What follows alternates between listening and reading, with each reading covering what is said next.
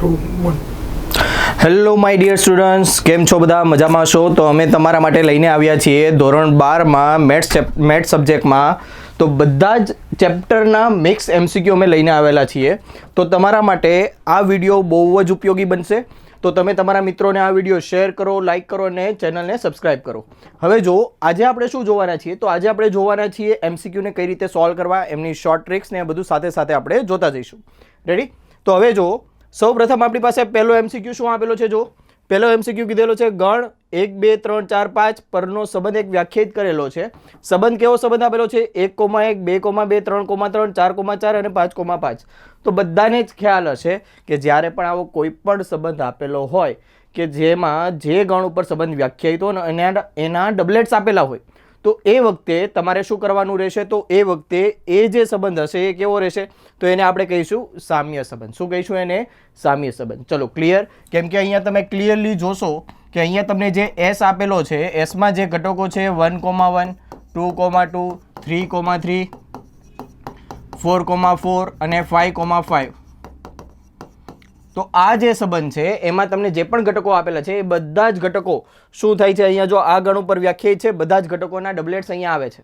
બરાબર? તો આ જે ઘટકો છે, તો આપણે પહેલો સંબંધ જોઈએ સ્વવાચક, તો કે છે બરાબર, ડબલેટ્સ બધા આવી જવા જોઈએ તો સ્વવાચક. પછી વાત કરીએ સમિત, તો જે પણ ઘટક હોય એનો રિવર્સ એલિમેન્ટ એટલે કે 1,1 છે એનો રિવર્સ એલિમેન્ટ શું થાય? 1,1 જ થશે. રેડી? તો એ પ્રમાણે એના પણ ઘટકો અહીંયા હાજર છે. ચલો ક્લિયર? આગળ વધીએ. નેક્સ્ટ જુઓ, નીચેના પૈકી કયો સંબંધ આરમાં સામ્ય સંબંધ છે? તો અહીંયા તમને જે પણ સંબંધ આપેલા છે એમાં જોવાનું છે કે કયો સંબંધ આમાં સામ્ય સંબંધ છે એ આપણે ચેક કરવાનું છે. તો જો અહીંયા 1 by 1 આપણે સંબંધ જોતા જઈએ તો પહેલો જે સંબંધ આપેલો છે જોશો કે અહીંયા x રિલેટેડ y અહીંયા આપેલું છે. તો પહેલો સંબંધ જોવાનો છે સ્વવાચક, તો સ્વવાચક થશે તો કે એના માટે આપણે શું લખીએ? x related to x. એટલે અહીંયા શું લખાશે? જુઓ, મોડ x બરાબર મોડ x. સાચું છે કે ખોટું? તો કે સાચું છે. તો આ સંબંધ શું થશે? સ્વવાચક થશે. બરાબર? પછી આપણે ચેક કરવાનું સમિત છે કે નહીં. ત્યારબાદ આપણે શું ચેક કરશું? પરંપરિત છે કે નહીં. તો સમિત માટે શું ચેક કરશું કે ભાઈ x રિલેટેડ ટુ y એટલે કે x y સાથે સંબંધ ધરાવે છે. તો આપણે શું કહી શકીએ કે ભાઈ મોડ x બરાબર મોડ y. તો આના બરાબર બીજું શું લખી શકાય કે ભાઈ મોડ y બરાબર મોડ x લખી શકાય. અને આના બરાબર બીજું શું લખી શકાય? તો આપણે લખી શકીએ કે ભાઈ y રિલેટેડ ટુ x. એટલે અહીંયા જે તમારો સંબંધ હતો એ કેવો સંબંધ થઈ જશે? તો અહીંયા તમને જે સંબંધ આપેલો છે સંબંધ કેવો થઈ ગયો? સમિત સંબંધ થઈ ગયો. બરાબર? તો અહીંયા આપેલો જે સંબંધ છે શું છે? તો કે સ્વવાચક છે, પછી સમિત પણ છે. હવે ચેક કરવાનું પરંપરિત. તો કે પરંપરિત માટે તો આપણે લખીશું કે ભાઈ x રિલેટેડ ટુ y અને y રિલેટેડ ટુ z. આ બંને સંબંધ મેળવીએ તો અહીંયા શું લખાશે ભાઈ? મોડ x બરાબર મોડ y લખી શકાય. અને અહીંયા શું લખી શકાય? મોડ y બરાબર મોડ z લખી શકાય કે નહીં? તો હવે શું કરવાનું છે? જો તો અહીંયા જો મોડ x બરાબર મોડ y અને મોડ y બરાબર મોડ z આપણે લખીએ છીએ તો એના માટે બીજું શું લખી શકાય? તો માટે લખી શકાય મોડ x બરાબર મોડ z પણ આપણે લખી શકીએ. હા કે ના? તો તમને અહીંયા જે સંબંધ આપેલો છે એ સંબંધ કેવો થઈ જશે? તો આ સંબંધ થઈ જશે પરંપરિત. તો આપેલો સંબંધ કેવો છે? સ્વવાચક પણ છે, સમિત પણ છે અને પરંપરિત પણ છે. રેડી? તો આ ત્રણેય સંબંધ અહીંયા લાઈ કરે છે. તો હવે આ સંબંધને કેવો કહીશું આપણે? સામ્ય સંબંધ કહીશું. ચલો ક્લિયર? તો પહેલા જ ઘટકમાં આપણને આ વસ્તુ મળી જાય છે તો બીજા ઘટકો આપણે ચેક કરવાની જરૂર રહેતી નથી. પરંતુ જો પ્રશ્ન ઊંધો પૂછેલો હોત તો આપણે 1 by 1 કરીને બધા જ ઘટકો આપણે ચેક કરવા પડતા. બરોબર? હવે જુઓ નેક્સ્ટ. એના પછી શું આપેલું છે? અહીંયા આપેલું છે કે ભાઈ અહીંયા એક વિધેય વ્યાખ્યાયિત કરેલું છે અને પૂછેલું છે તો f a અહીંયા નીચેનામાંથી કયો ઓપ્શન સાચો છે એ આપણે ચેક કરવાનું છે. તમને એક જો મિત્રો વ્યવસ્થિત એક સરસ મજાનું તમને એક સ્ટાન્ડર્ડ એક્ઝામ્પલ આપી દો એટલે અથવા તો શોર્ટકટ તમે સમજી લો કે તમને જ્યારે પણ કોઈ પણ આ પ્રકારનું વિધેય આપેલું એટલે કે f of x બરાબર ax પ્લસ b અને અહીંયા આપેલું હોય cx પ્લસ d. બરાબર? તો અહીંયા વિધેય ક્યાંથી ક્યાં વ્યાખ્યાયિત હશે? તો કે વિધેય અહીંયા વ્યાખ્યાયિત હોવું જોઈએ r minus d by c થી r minus a by c. બરાબર? આ રીતે જો વિધેય વ્યાખ્યાયિત હોય તો આ જે વિધેય હશે તો f of x હંમેશા f of x એ કેવું થશે? 1 અને વ્યાપ્ત વિધેય કહેવાય. તો જ્યારે પણ તમને ચેક કરવાનું કે આ રીતનું કોઈ પણ વિધેય આપેલું છે અને એને ચેક કરવાનું કહે કે આપેલ વિધેય એક વિધેય છે કે વ્યાપ્ત વિધેય છે કે નહીં ચેક કરો, તો એના માટે તમારે શું કરવાનું, તો તમારે એના માટે ચેક કરવાનું કે ભાઈ અહીંયા એફ ઓફ એક્સ જે આપેલું છે એ વિધેયનો પ્રદેશ શું હોવો જોઈએ, તો કે R minus D by C, એટલે કે ભાઈ છેદ 0 થવો જોઈએ નહીં. છેદ જે પણ જગ્યાએ 0 થતો હોય એ બિંદુ આરમાંથી માઇનસ કરેલું હોવું જોઈએ. બીજું શું થવું જોઈએ, તો કે આમનો જે વિસ્તાર છે એ કેના જેટલો થવો જોઈએ, સહપ્રદેશ જેટલો.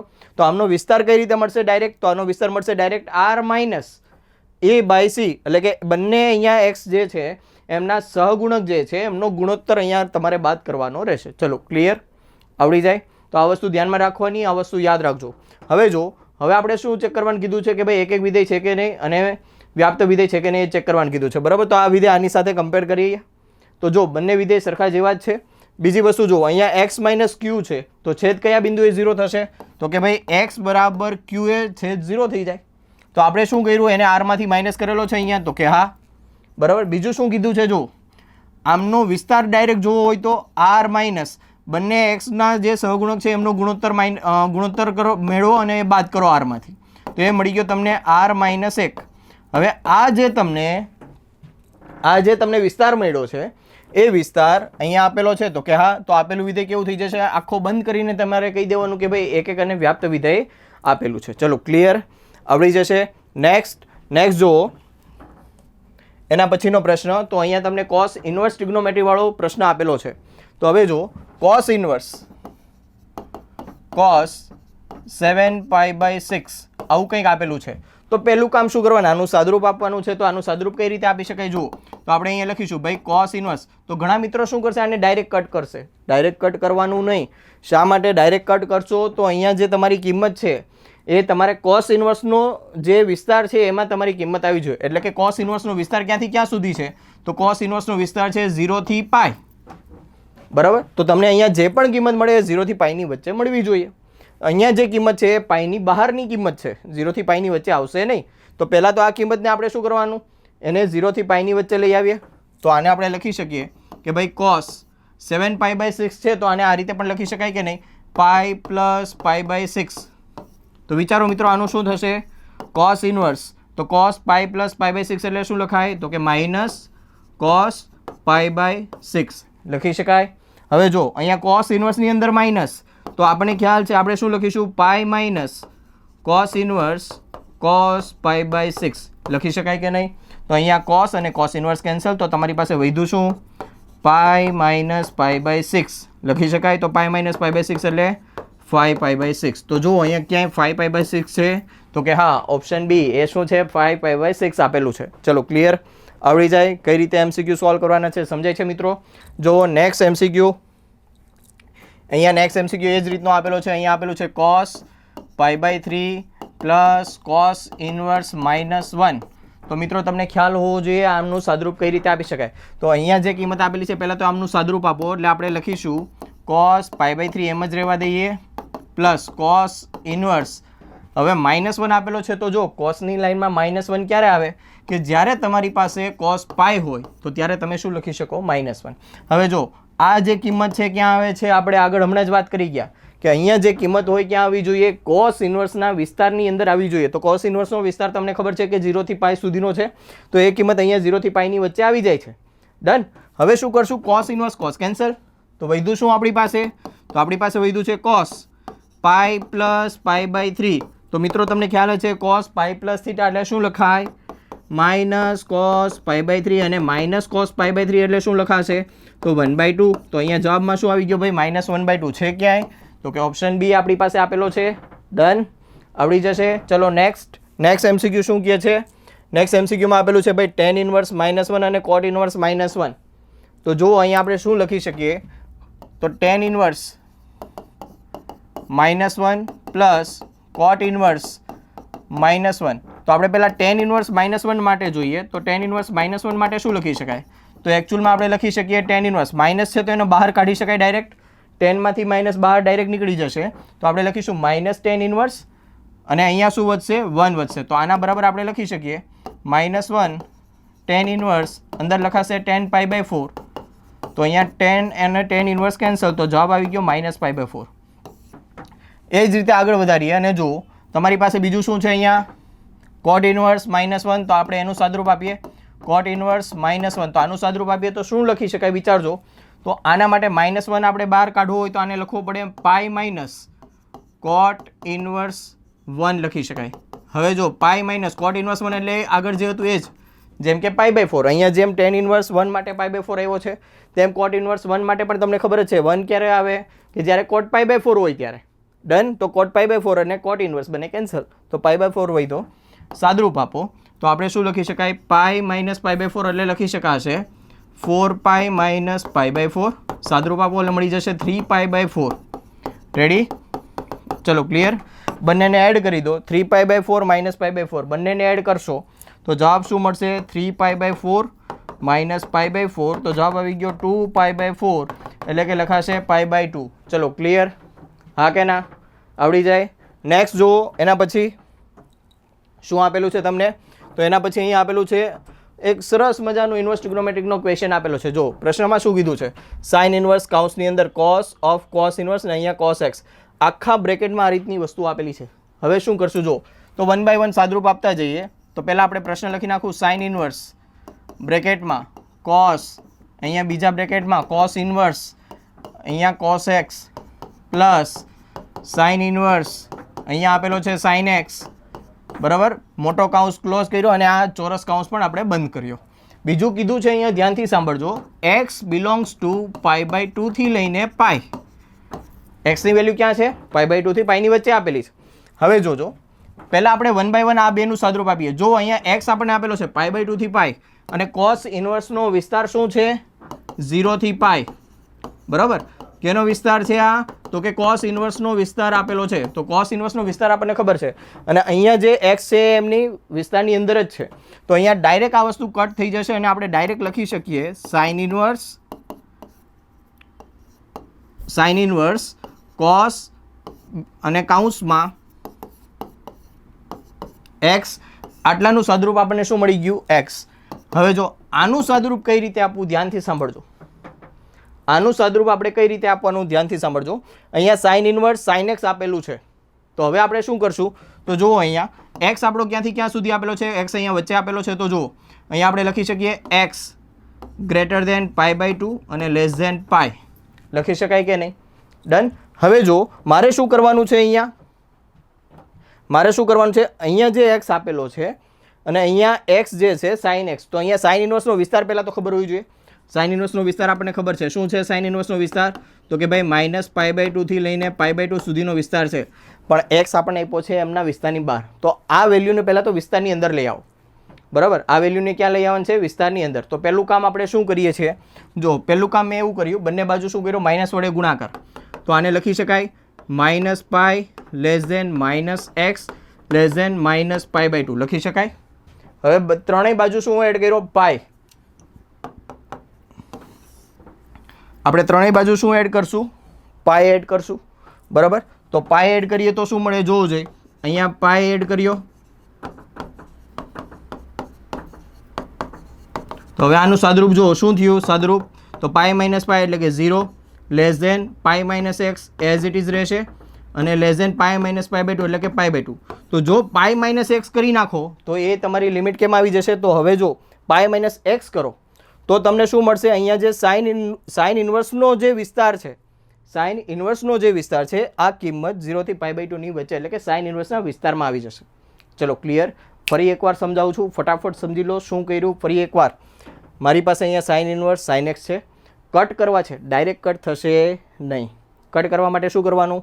કેમ કે અહીંયા એક્સ છે તો જો એક્સની વેલ્યુ ક્યાં આપેલી છે અને સાઇન ઇન્વર્સનો વિસ્તાર જે છે એમાં એક્સની વેલ્યુ આપેલી છે કે નહીં? તો સાઇન ઇન્વર્સનો વિસ્તાર -π/2 થી π/2.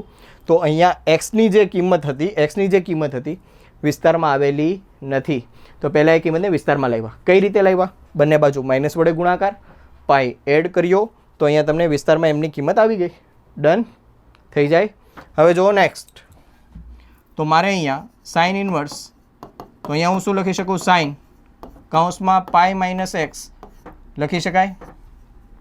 તો હવે જો તો અહીંયા આપણે લખીશું સાઇન ઇન્વર્સ સાઇન, તો આ બંને કેન્સલ અને અહીંયા વધ્યું શું આપણી પાસે? તો કે અહીંયા લખી શકીએ સાઇન ઇનવર્સ કાઉન્સમાં આપણી પાસે છે અહીંયા કોસ કાઉન્સમાં એક્સ પ્લસ હવે અહીંયા શું લખાશે pi minus x close the bracket. તો એક્સ ને એક્સ કેન્સલ થઈ ગયો તો આપણે લખીશું સાઇન ઇનવર્સ કોસ પાઈ અને કોસ પાઈ એટલે બધાને જ ખ્યાલ છે કઈ કિંમત મળશે તો કે -1 અને સાઇન ઇનવર્સ -1 એટલે શું લખાય તો આપણે એને લખી શકીએ -π/2. તો જો કે -π/2 છે તો કે હા તમારો આન્સર શું આવી જશે -π/2. ચલો ક્લિયર આવડી જાય. નેક્સ્ટ એના પછી જુઓ તમને શું આપેલું છે અહીંયા એ બરાબર અહીંયા તમને એક શ્રેણિક આપેલો છે. ત્યારબાદ શું કીધું છે aij બરાબર 0 જ્યારે i is not equal to j એટલે કે તમારી પાસે 3/n કક્ષાનો.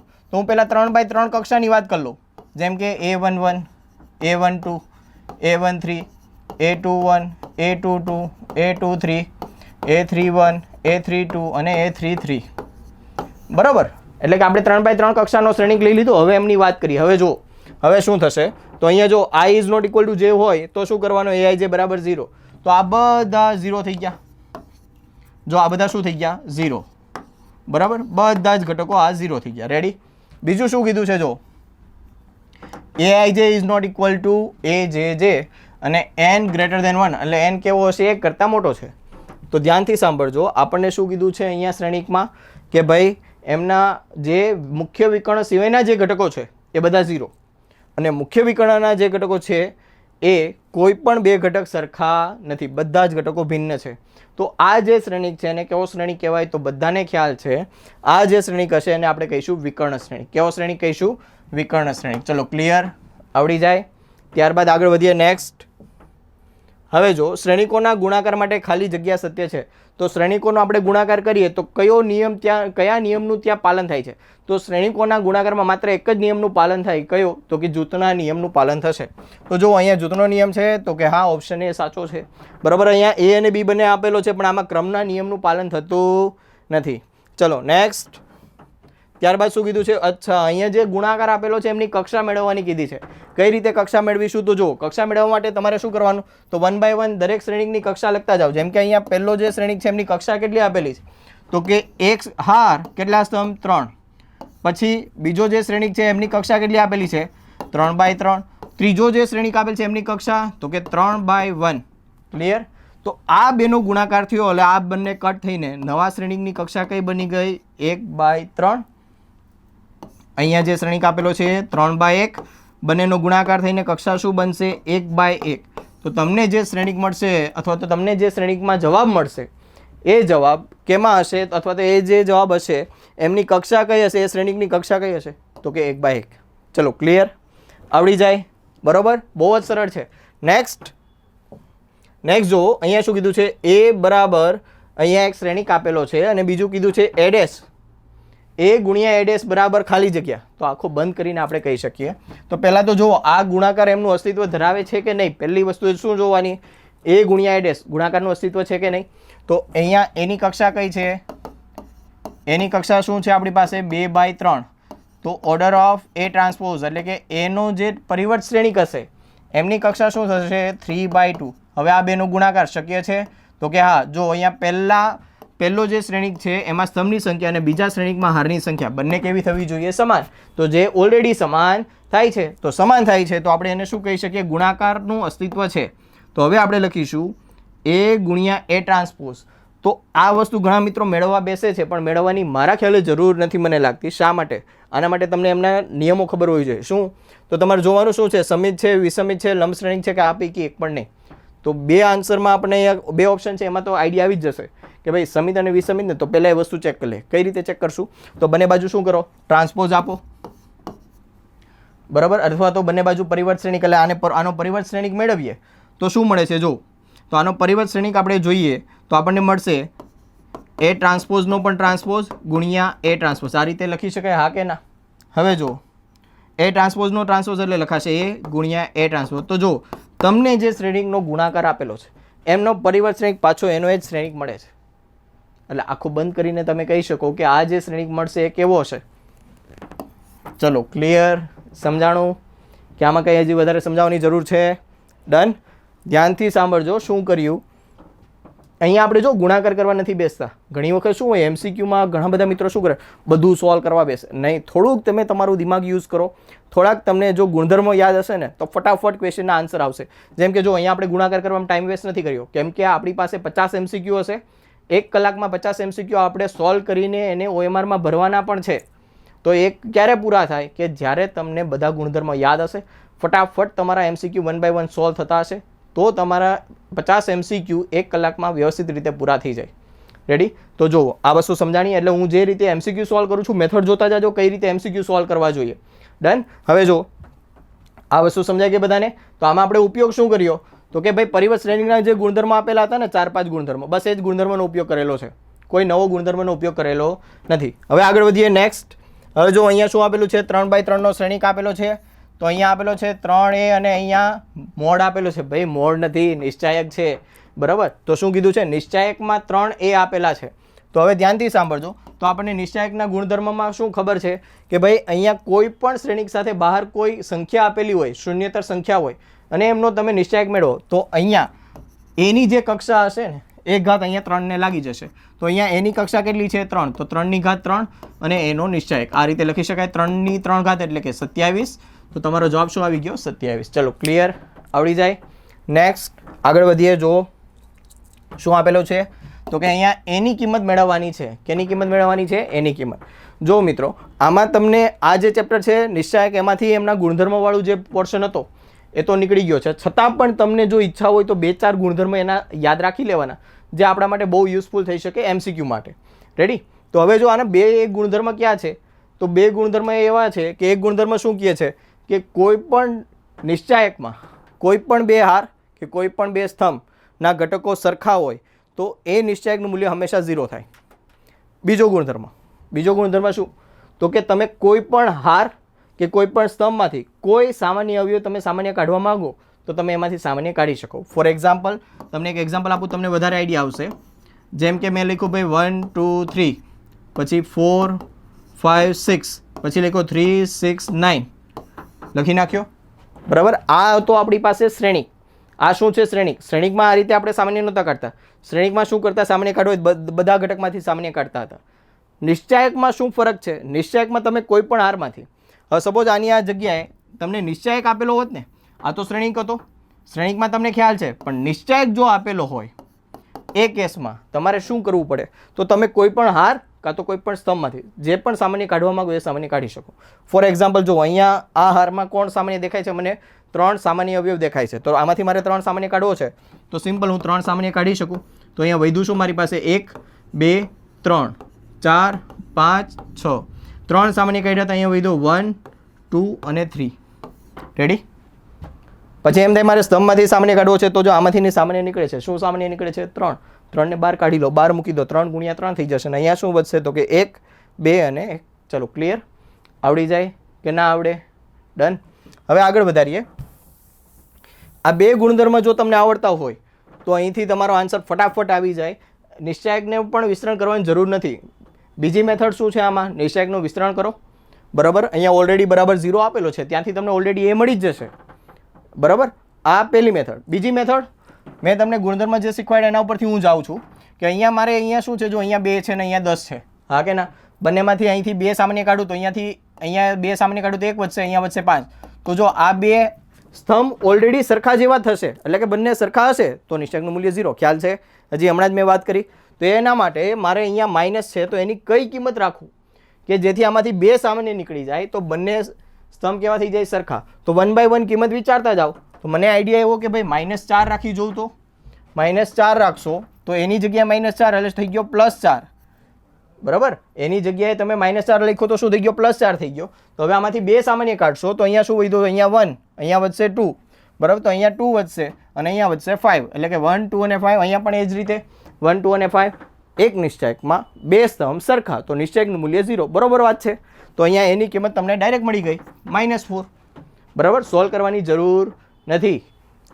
પણ આ ત્યારે તમે કરી શકો કે જો તમને ગુણધર્મ ખબર હોય. હવે સપોઝ ઘણા મિત્રો એમ કે સર અમને તો ગુણધર્મ શીખવાડેલા જ નથી, તો એના માટે સિમ્પલ રસ્તો, ભાઈ નિશ્ચાયક તો સોલ્વ કરતાં તમને શીખવાડેલો છે તો એ નિશ્ચાયક ફટાફટ સોલ્વ કરી નાખો, ત્યાંથી પણ તમને એની કિંમત મળી જશે. ચલો ક્લિયર? ડન? આગળ વધીએ. નેક્સ્ટ. હવે જો અહીંયા તમને શું આપેલું છે, 3 શિરોબિંદુવાળા ત્રિકોણનું ક્ષેત્રફળ. ત્રિકોણનું ક્ષેત્રફળ મેળવવાનું છે તો બહુ જ સરળ, આપણે લખી શકીએ ભાઈ ત્રિકોણનું ક્ષેત્રફળ બરાબર ડાયરેક્ટ જ 1/2 અને આખો નિશ્ચાયક બનાવી દઈએ 3, 2, 1. પછી આપેલો છે 8, 12 અને 1. પછી અહીંયા આપેલ છે 11, 8 અને 1. બરાબર. એક વસ્તુ હજી હમણાં જ મેં શીખવાડી, તમે સામાન્ય કોઈ અવયવ નીકળતો હોય સામાન્ય કાઢવું હોય તો કાઢી નાખો. તો અહીંથી 2 સામાન્ય નીકળે છે તો કાઢી નાખો, તો આપણું નિશ્ચાયકનું મૂલ્ય ફટાફટ મેળવવામાં આપણે સરળતા રહીએ. અહીંથી મેં 2 સામાન્ય કાઢી લીધો તો વધ્યું શું, 3, 1, 1. પછી અહીંયા 8 ના 8, અહીંથી 2, અહીંથી પણ 2, તો અહીંયા 2 સામાન્ય નીકળશે, શું થશે, 2 છક 12 અને 2 ચોક 8. બાકીના બધા જ ઘટકો એમ જ. હવે આમનું વિસ્તરણ કરી નાખો, આ 2 કેન્સલ થઈ ગયા. હવે વિસ્તરણ કરી નાખો તો વિસ્તરણ શું મળશે, 3 કૌંસમાં 6 × 6 -4 -1 કૌંસમાં 8 × 1 એટલે કે 8, 1 × 11 એટલે કે -11 પ્લસ 1 કૌંસમાં 8 ચોક 32 -11 × 6 એટલે કે 66. રેડી. હવે જો સાદરૂપ આપતા જાઓ, 6 માંથી 4 જાય તો વધે કેટલા, તો કે 2, તો 2 તેરી 6. પછી અહીંયા -8 -11 એટલે કે -3 અને -1 એટલે કે થઈ ગયા +3 પ્લસ હવે અહીંયા આપણી પાસે છે 32 - 66. તો એમની બાદબાકી કરી નાખો તો કે 6 માંથી 2 જાય તો કે 6 માંથી 2 જાય તો કે 4 અને 6 માંથી 3 જાય તો કે 3. રેડી, આવડી જાય. હવે જો નેક્સ્ટ 6 અને 3 9 -34 બરાબર. તો 34 માંથી 9 માઇનસ કરો તો જવાબ શું આવી ગયો, ડેલ્ટા બરાબર -25 જવાબ આવી ગયો.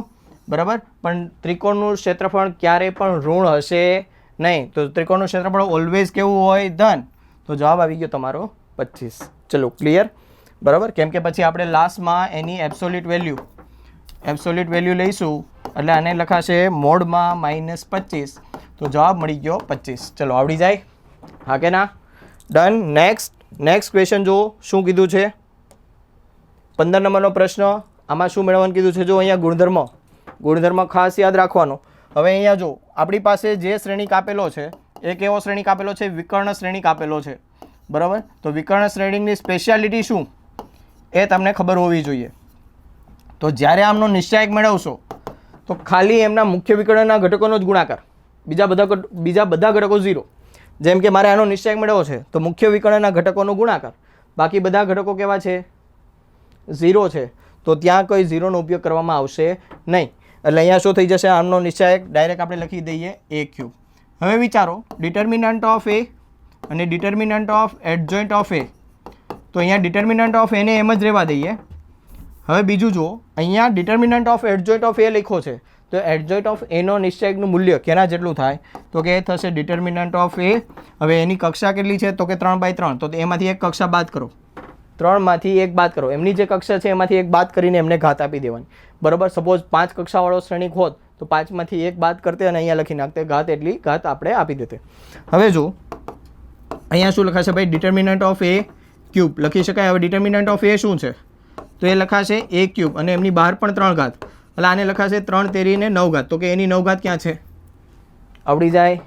નેક્સ્ટ હવે બીજું શું આપેલું છે, હા, જો f(x) બરાબર આ વિધેય આપેલું છે, સતત કીધું છે તો a, b મેળવવાનો છે. શું મેળવવાનું છે, a, b.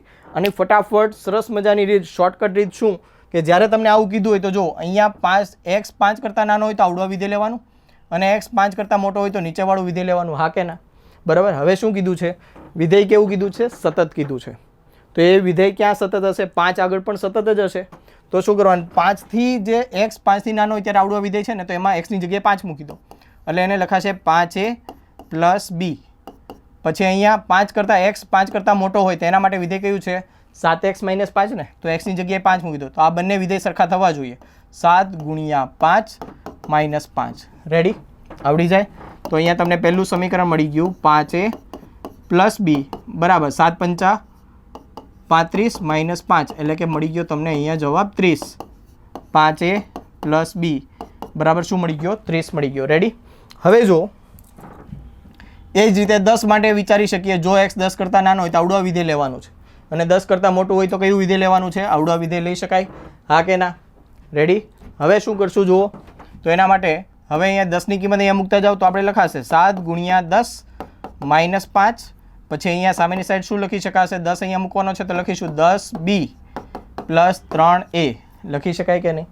હવે જુઓ સાદરૂપ આપો તો 7 ગુણ્યા 10 એટલે શું લખાશે ભાઈ? 70 બરાબર. 10 ગુણ્યા 7 એટલે કે 70 માઇનસ 5 બરાબર 3a પ્લસ 10b લખી શકાય.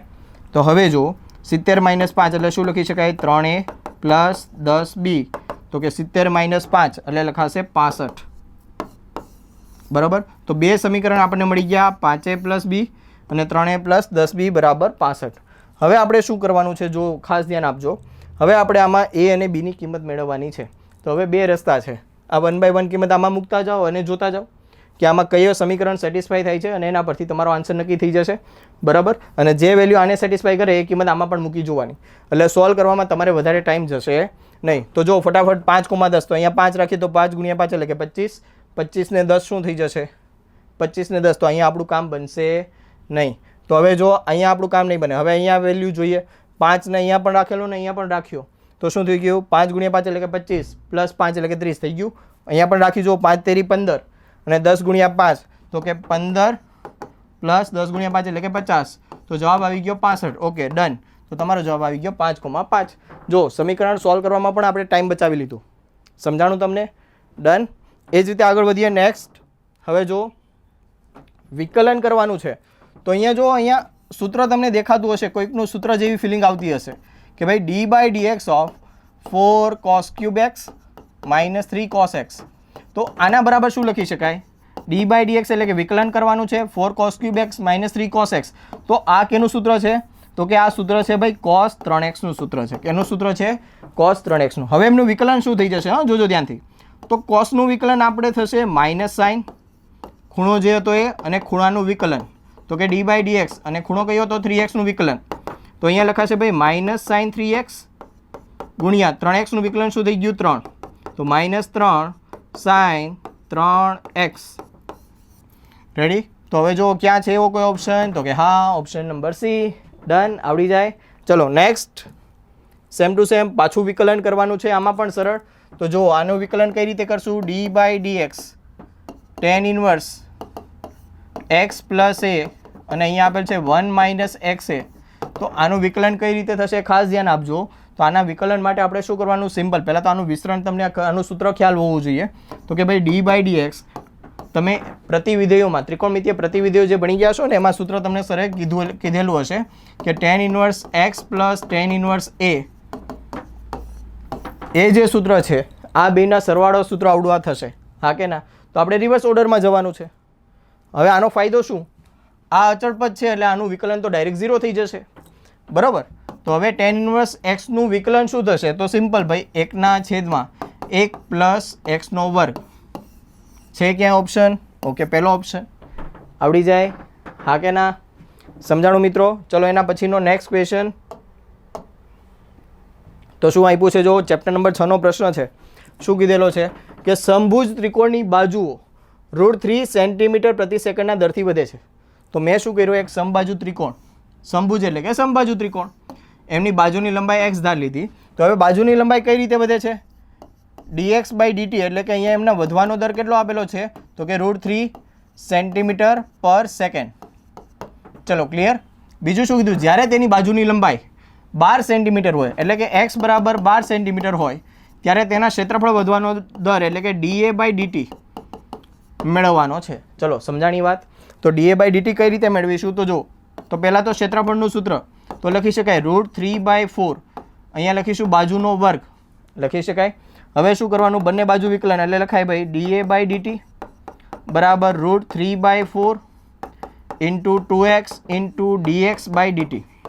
હવે બધી જ કિંમત મૂકતા જાઓ તો અને સાદરૂપ આપો તો કે √3/4 2 ગુણ્યા x. x ની કિંમત કેટલી કીધેલી છે ભાઈ? 12 ગુણ્યા dx બાય dt કેટલો આપેલો છે ભાઈ? √3 બરાબર. તો અહીંયા શું થશે ભાઈ? 4 તેરી 12 3 દુ 6 અને √3 ગુણ્યા √3 એટલે તો કે લખાશે ભાઈ 6 ગુણ્યા 3. અહીંયા આવશે સેન્ટીમીટર સ્ક્વેર પર સેકન્ડ. તો અહીંયા લખાય ભાઈ 18 સેન્ટીમીટર સ્ક્વેર પર સેકન્ડ. છે ક્યાં option? Okay option number B. આવી જાય જવાબ. ચલો નેક્સ્ટ. એના પછીનો પ્રશ્ન શું કહે છે? 20મા નંબરનો MCQ ફટાફટ જુઓ આ જ રીતે. શું કીધું છે? એક વસ્તુના x એકમના વેચાણમાંથી થતી કુલ આવક R of x બરાબર શું આપેલું છે? 10x² પ્લસ 20x પ્લસ 1500 દ્વારા મળે છે. અને x બરાબર 2015 હોય ત્યારે સીમાંત આવક, તો કે સીમાંત આવકનું આવે એટલે સિમ્પલ પહેલું ડેરિવેટિવ કરો. તો પ્રથમ એક વખત આનું વિકલન કરો એટલે લખાશે ભાઈ r' બરાબર 10 ગુણ્યા x² એટલે 2x પ્લસ 20 લખી શકાય. તો સિમ્પલ છે r' આનું વિકલન તો 0 થઈ જશે. તો હવે શું લખાશે? 10 ગુણ્યા 20 એટલે કે 20 ગુણ્યા x, xની કિંમત છે 2015 પ્લસ 20 લખી શકાય. આમાં સાદુરૂપ આપી દો તો અહીંયા એક 0 આવશે અને ડબલ કરશો એટલે શું મળશે? તો કે ભાઈ 2015 ગુણ્યા 2 તો શું લખાય? 5 દુ 10 ની 0 વધી પડી 1, 2 2 ને 1 3 0 અને 2 તો લખાશે ભાઈ 20 30 પ્લસ 20 તો અહીંયા સરવાળો કરશો એટલે લખાશે 20 32 0 બરાબર. તો જો ક્યાંય છે 20 32 0 છે. સોરી ક્યાંક આપણે ભૂલ કરી ગયા છીએ. એક જ મિનિટ. ઓકે 10x² તો x² છે, હા આગળ આવી ગયો 2x 20 સોરી 2 દુ ને 4, હા 2 દુ ને 4 હે ને. ગુણાકારમાં એક નાની એવી ભૂલ થઈ ગઈ. હા સોરી મિત્રો. આ જોજો આવી ગુણાકારમાં ભૂલ ના થાય. અહીંયા ગુણાકારમાં આપણે જેમાંથી ભૂલ થઈ તમારાથી બી થઈ શકે. જો અહીંયા ગુણાકારમાં આપણે ધ્યાન આપજો. ડન. ચલો ગુણાકારમાં આપણો જવાબ આવી ગયો. શું થયો? 40 32 0. તો જો ક્યાં છે 40 32 0? ઓપ્શન એ આવી જાય. ચલો નેક્સ્ટ. હવે જો શું કીધું છે? અહીંયા f of x આપેલો છે. f of x બરાબર x⁻x આપેલું છે. એ ખાલી જગ્યામાં ઘટે છે. ક્યાં અંતરાલમાં ઘટે છે એ તમારે મેળવવાની વાત કરેલી છે. તો આપણે અહીંયા જોઈએ f of x બરાબર x⁻x આપેલ છે. તો હવે પહેલાં f' મેળવી લઈએ. તો f' શું કીધો છે? તો જો f' શું થશે? ધ્યાનથી સાંભળજો. તો અહીંયા x⁻x નું વિકલન એટલે કે x⁻x કૌંસમાં 1 પ્લસ ln x લખી શકાય. હવે ઘટતું વિધેય કીધેલું છે ને તો તમારે f' શું થવું જોઈએ? <0 થવું જોઈએ. ઘટતા વિધેય માટે શું થવું જોઈએ? f' <0 થવું જોઈએ. બરાબર. કેમ કે અહીંયા x r પ્લસમાંથી છે એટલે અહીંયા ઇક્વલ ટુ તો 0 આવશે નહીં. હવે વિચારીએ f' શું આપેલો છે? 1 પ્લસ ln x <0. તો માટે અહીંયા શું લખી શકાશે? ln x -1 માટે x અહીંયા જે છે જેમ કે સોરી અહીંયા આપણી પાસે ln x -1 લખ્યો છે. તો હવે મારે ln ને સામે મોકલવો છે તો શું કરવું પડશે? તો લખી શકાય x e⁻1. તો અહીંયા લખી શકાશે x <1/e. ચલો આવડી જાય. ડન. તો આ વસ્તુ ધ્યાન રાખજો. તો અહીંયા x ની કિંમત કેવી હોવી જોઈએ? <1/e અને x > 0 હશે <1/e થઈ ગયો. તો આ કિંમત તમને અહીંથી અહીંયા સુધી મળી જશે. ચલો ક્લિયર. તો જો અહીંયા કે ઓપ્શન છે 0,1/e. નેક્સ્ટ. હવે અહીંયા તમને જે પ્રશ્ન કીધો છે સેમ ટુ સેમ જ ક્વેશ્ચન છે. શું કીધું છે? જો f of x એ ખાલી જગ્યા અંતરાલમાં ઘટતું વિધેય. તો વિકલન કરો અને વિકલનને કેવું દેખાડવાનું? <0. તો જો અહીંયા શું લખીશું આપણે? f of x બરાબર આપેલું છે 4x² પ્લસ 1/x લખી શકાય. હવે પહેલાં આપણે શું કરીએ? આમનું સાદુરૂપ આપીએ. f of x બરાબર 4x² છેદમાં x પ્લસ 1/x. તો આનું સાદુરૂપ થયું 4x પ્લસ 1/x. તો હવે મારે આનું વિકલન કરવું તો શું થશે? તો આનું વિકલન થશે f' એટલે કે 4 માઇનસ 1/x² લખી શકાય. તો આમાં લસા લઈ લો એટલે લખાશે 4x² માઇનસ 1 છેદમાં x² લખી શકાય કે નહીં? બરાબર. તો હવે શું કરવાનું છે? આપણે લસા તો લઈ લીધો. હવે આનું સાદુરૂપ આપતા જઈએ તો જોતા જવાનું સાદુરૂપ શું મળશે. તો હવે આપણે વિચારવાનું કે ભાઈ f' <0 ક્યાં થશે એ વસ્તુ આપણે જોવાની છે હે ને. f' <0 કઈ જગ્યાએ થશે એ વસ્તુ આપણને મેળવવાની કીધેલી છે. તો હવે જો f' શું છે આપણી પાસે? 4x² -1 છેદમાં x² <0. બરાબર. એકચ્યુઅલમાં અહીંયા આપણે <= 0 લખીશું. ડન. હવે જો હવે અહીંયા 4x² -1 છે. અવયવીકરણ શું થશે ભાઈ? 2x -1 અને 2x + 1 છેદમાં x² <= 0. હવે વર્ગવાળું પદ છે તો એને ક્યાંય ધ્યાનમાં લેવામાં આવશે નહીં. એને આપણે ધ્યાનમાં લેશું નહીં. હવે જો તો આપણી પાસે વધ્યું શું? તો xની બે કિંમત મળી. સંખ્યા રેખા ઉપર દર્શાવી દો. એક કિંમત મળી ગઈ -1/2 અને બીજી કિંમત મળી ગઈ 1/2. ચલો ક્લિયર. હવે શું કરશું, તો આપણે ઓલો સાઇન મેથડ શીખી ગયા છીએ એ મુજબ. તો સાઇન મેથડ શું આવશે, તો કે જમણી બાજુથી ડાબી બાજુ જોશું અને ચાલુ કરશું પ્લસ માઇનસ પ્લસ. તમારે શું જોઈએ છે, લેસ ધેન ઇક્વલ ટુ 0 વાળું પદ જોઈએ છે. તો એ આવશે x belongs to close interval -1/2 થી 1/2. ચલો ક્લિયર. તો તમારો જવાબ શું આવી ગયો, -1/2, 1/2 ક્લોઝ ઇન્ટરવલમાં આવશે. ચલો ડન. નેક્સ્ટ ક્વેશ્ચન જુઓ. હવે શું કીધું છે, હવે આનું સંકલન કરવાનું છે. જો સંકલન કઈ રીતે કરશું, તો મારી પાસે સંકલનમાં i બરાબર સંકલનમાં x⁴ -1 છેદમાં x² + 1 dx આપેલો છે. હવે આનું સંકલન કઈ રીતે કરવું, જો x⁴ ને અહીંયા -1, તો 6 વાળું પદ છે, તો અહીંયા જુઓ ધ્યાનથી, તો x² + 1 છે, તો ઉપર આવશે x² - 1 વાળું પદ આવી શકે જો ઘનના અવયવ લો તો. રેડી. તો મારે અહીંયા આવું કંઈક નીચે જેવો છે, જે ઉપર કંઈક સેટલમેન્ટ કરવું છે. કઈ રીતે સેટલમેન્ટ કરશું, જોજો. સેટલમેન્ટ કરવા માટે મેં શું કર્યું, x⁴ + 1 અને -2 કરી દીધો છેદમાં x² + 1 dx એમ જ રહેશે. ચલો આમાં ક્યાંય તકલીફ, રેડી, સમજાણું. 1 - 2 એટલે -1 આવી ગયો. હવે જુઓ આગળ, હવે શું થશે, તો કે x⁴ + 1, તો આને શું લખી શકાય, x⁴ + 1 એટલે શું કરશું, તો આપણે અહીંયા એક કામ કરશું. હવે x⁴ છે ને એના ઘનના અવયવ, તો એના ઘનના અવયવ શું થશે, તો કે એના ઘનના અવયવ લખી શકાય x² + 1 ગુણ્યા x² નો વર્ગ માઇનસ x² + 1 છેદમાં x² + 1 અને માઇનસ 2 છેદમાં x² + 1 પાછળ આવશે dx. dx લખવાનું ભૂલવાનું નહીં. MCQમાં ચાલે પણ સબ્જેક્ટિવમાં તમારે લખવાનું ભૂલવાનું નહીં. હવે જો અહીંયા છેદ અલગ અલગ કરી રહ્યો છે, તો x² + 1 x² + 1 કેન્સલ, તો વધ્યું શું સંકલનમાં x⁴ - x² + 1 અને માઇનસ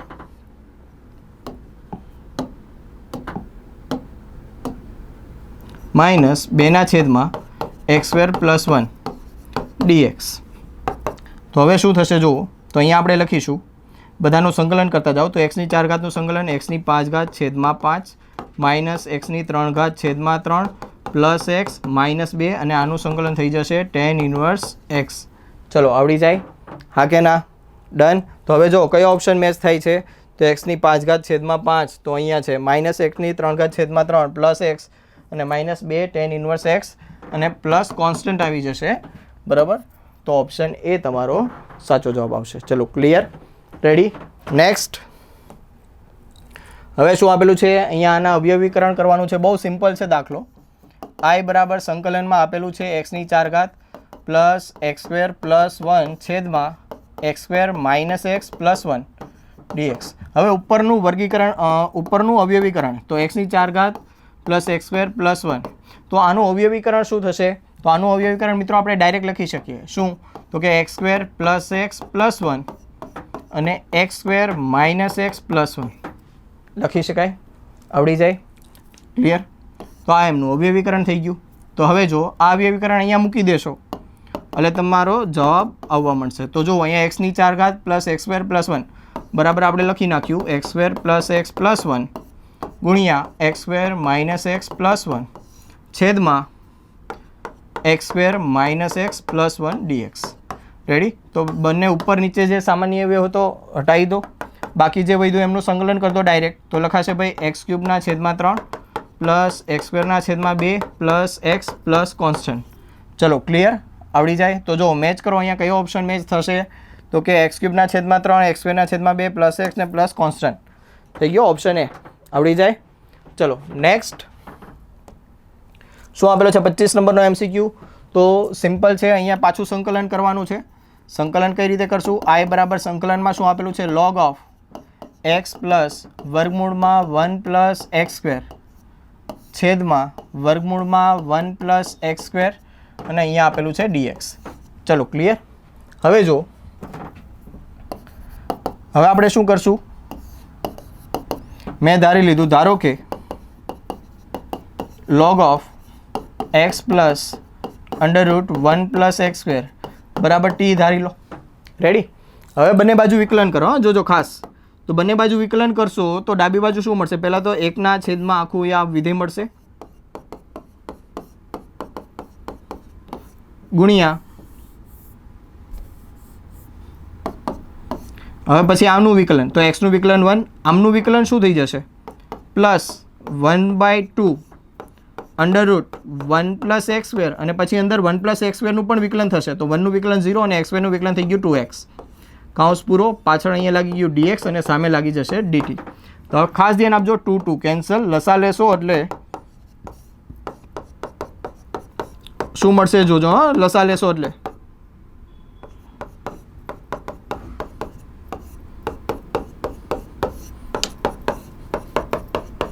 ચલો. તો હવે આના બરાબર શું મળી ગયું અહીંયા? dx બરાબર dt. હવે ધ્યાનથી સાંભળજો, અંશ અને છેદ બંને સરખા છે તો ઉડાડી દો. તો વધ્યું શું આપણી પાસે? તો આપણી પાસે વધેલું છે 1// વર્ગમૂળમાં 1 પ્લસ એક્સ સ્ક્વેર dx બરાબર સામે શું લખી શકાય? dt લખી શકાય કે નહીં? ડન થઈ ગયું. હવે જો આટલું થઈ ગયું. હવે શું કરશું? તો હવે સંકલનમાં આપણે એપ્લાય કરશું, બરાબર. આદેશની રીતનો ઉપયોગ કરી રહ્યો છે તો આપણે આદેશ એપ્લાય કરશું તો શું થશે કે ભાઈ સંકલનમાં t dt, તો ટીનું સંકલન બધાને ખબર છે, ટીનું સંકલન શું થઈ જાય? t²/2 plus constant. તો ટી આપણે શું ધારેલો? કરો એપ્લાય. તો ટી આપણે ધારેલો log ઓફ એક્સ પ્લસ વર્ગમૂળમાં 1 પ્લસ એક્સ સ્ક્વેર આખાનો વર્ગ છેદમાં 2 અને પ્લસ કોન્સ્ટન્ટ. જો ક્યાં ઓપ્શન છે? આવો રેડી? સોરી, આ નહીં આવે, ઓપ્શન એ, કેમ કે 1/2 બી જોઈએ ને, 1/2. તો 1/2 અહીંયા છે તો અહીંયા આ 1/2 આવે, એક જ ઓપ્શનમાં આપેલા છે, બીજા ઓપ્શનમાં આપેલા નથી. નેક્સ્ટ જો અહીંયા શું આપેલું છે? અહીંયા એક્સ સ્ક્વેર વાળું પદ આપેલું છે. હવે જો આનું સંકલન કઈ રીતે કરશું? તો બહુ જ સરળ મેથડ, i બરાબર સંકલનમાં એક્સ સ્ક્વેર છેદમાં એક્સ સ્ક્વેર પ્લસ 2 અને એક્સ સ્ક્વેર પ્લસ 3. જ્યારે પણ આવું આપેલું હોય ને તો આના માટે એક બહુ મસ્ત મેથડ છે. શું કરવાનું? તો જોતા જાઓ, હું શીખવાડું છું, ખાસ ધ્યાન આપજો. શું કરવાનું? સૌપ્રથમ ઉપર એક્સ સ્ક્વેર વાળું પદ વધવું જોઈએ છેલ્લે, હા કે ના? તો પહેલું કામ, છેદમાં જે બે પદ છે એને હમણાં જ રહેવા દો, કેમ કે અહીંયા જો ઘાત સરખી છે ત્રણેય જગ્યાએ, હે ને?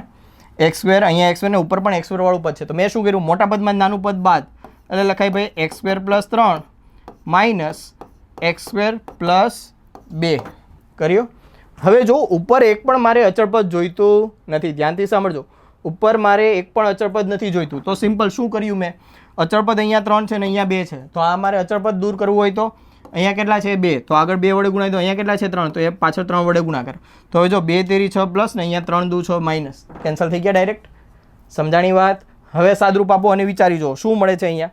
જે પણ જવાબ મળે છે, ધ્યાન આપજો, જે પણ જવાબ મળે એ જવાબમાં તમારે શું કરવાનું છે? આગળ જે પણ અહીંયા એક્સ સ્ક્વેરનો જે સહગુણક આવે એના વડે પાછો ભાગાકાર કરી નાખવાનો, એટલે તમારું જે પદ હતું એનું એ આવી જશે. હવે જો આનું સાદરૂપ તમે વિચારી જુઓ સાઈડમાં, તો મેં સાઈડમાં આનું સાદરૂપ વિચાર્યું તો મને મળ્યું 2x square plus 6 minus 3x square minus 6.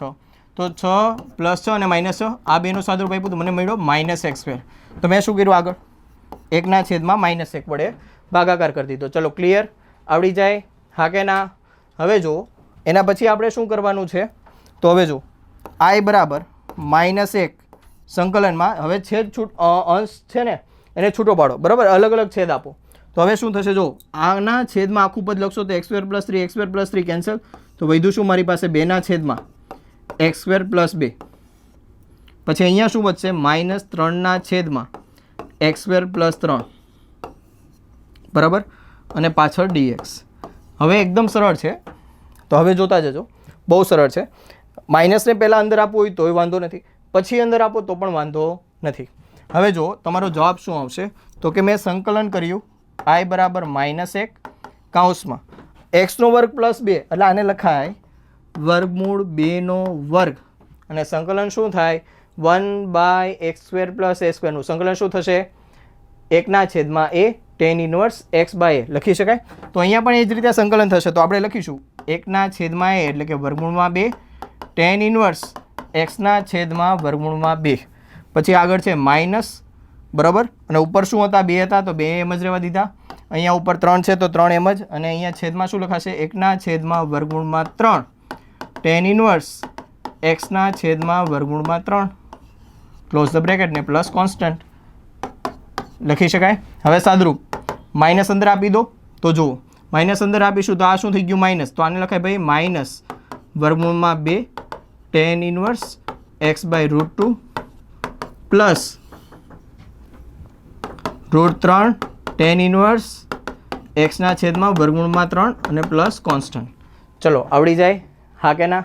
હવે જો કયો ઓપ્શન મેચ થાય છે તો કે ભાઈ માઇનસ વર્ગમૂળમાં 2 tan ઇન્વર્સ એક્સના છેદમાં વર્ગમૂળમાં 2 પ્લસ વર્ગમૂળ 3 tan ઇન્વર્સ એક્સના છેદમાં વર્ગમૂળ 3 પ્લસ એ ઓપ્શન બી મેચ થાય છે. બરાબર, ક્યાંય ભૂલ નથી ને? જોઈ લેજો, બીજા કોઈ ઓપ્શન મેચ થતા નથી. બરાબર છે, આગળ વધીએ તો જો નેક્સ્ટ શું મળશે. સેમ ટુ સેમ છે, સંકલનવાળો પ્રશ્ન છે, પાછું સંકલન કરવાનું છે. જો તો અહીંયા શું થશે, ડાયરેક્ટ જ I બરાબર